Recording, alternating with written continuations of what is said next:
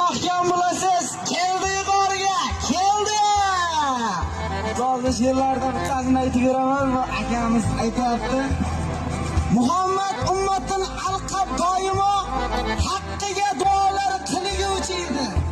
Qo'ling baland kelsin desalar illo, sira qo'ling past tushmasin derdi.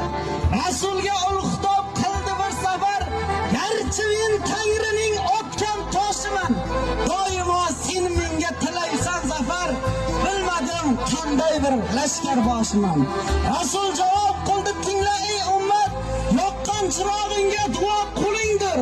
Qo'ling baland kelsa bilgin ul ne'mat, qo'ling past tushmog'i tilanchilikdir.